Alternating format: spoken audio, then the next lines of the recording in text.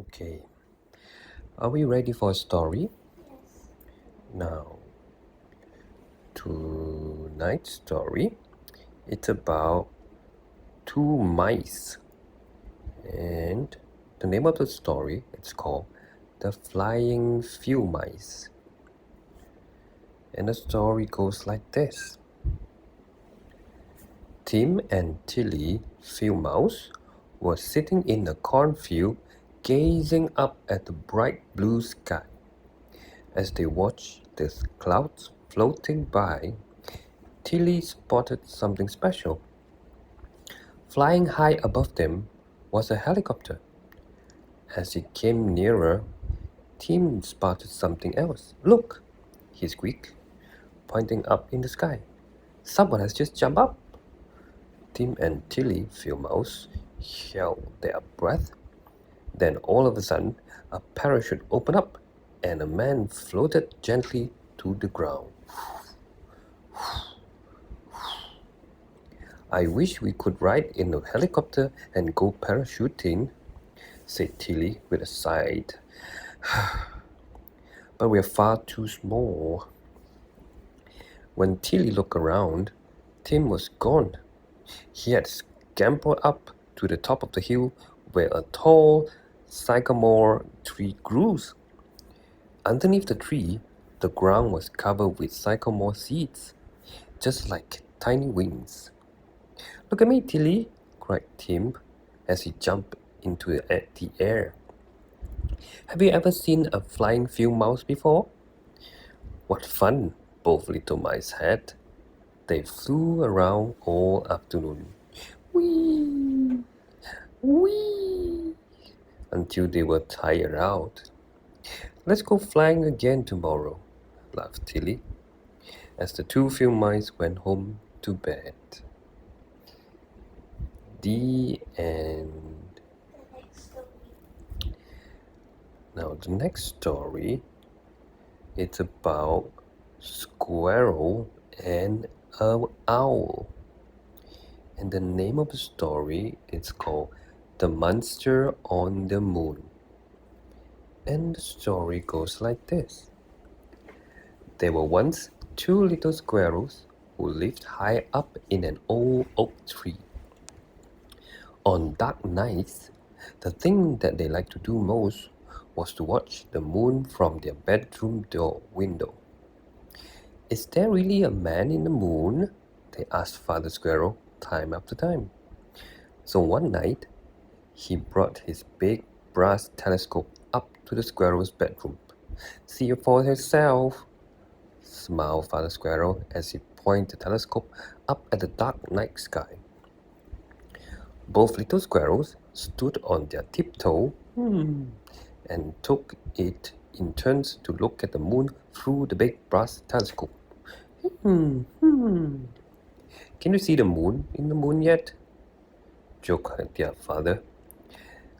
All of a sudden, the two little squirrels let go of the telescope and hid under their bed. "Oh no!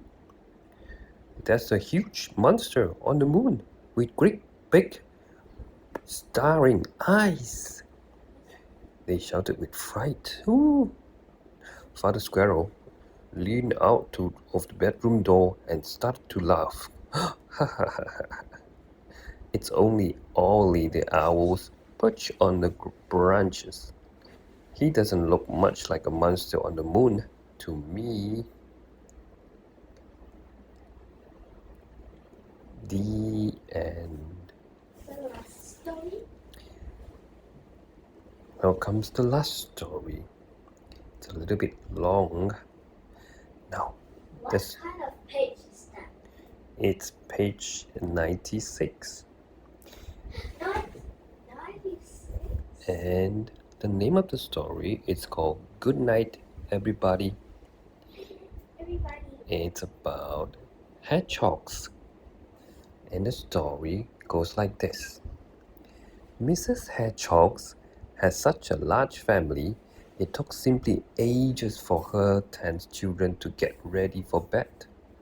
When all the little hedgehogs had been bathed, they sat together in front of a warm fire with milk and biscuit. The very last thing they did before they went to bed was brush their teeth and comb their brushy spines. All this took a very long time. At last, when they were all tucked up in the bed, a baby hedgehog was settled down in his wooden cot. Mrs. Hedgehog would say good night to every one of her 10 children. 10 children, 10 good nights. What a long job! Then all the children would say good nights to Mrs. Hedgehog, and they said good night to each other. Some nights they would forget baby hedgehog, so they had to begin all over again. I shall never get my children to sleep, Mrs. Hedgehog would sometimes sigh. However, she usually did, although it was often very late.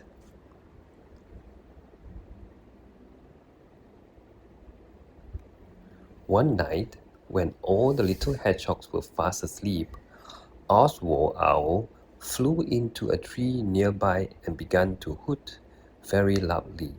Hoo, hoo, hoo, hoo.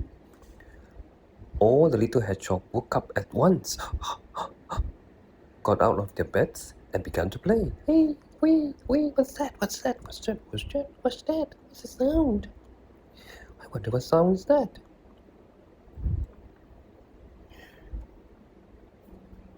My goodness, exclaimed Mrs. Hedgehog when she heard the noise. Whatever shall I do? Poor Mrs. Hedgehog. This started to happen every night as soon as the 10 young hedgehogs fell fast asleep. If I knew what time the children went to bed, hooted Oswald, I could go and hoot in some other parts of the wood.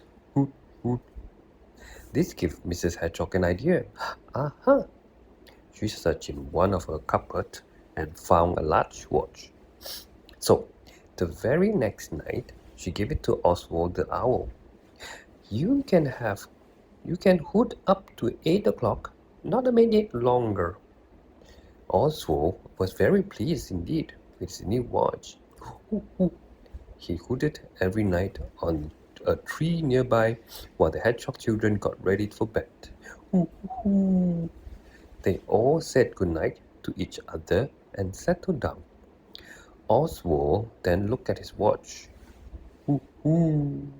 Hooted good night, then flew away. Good night, everybody. Good night.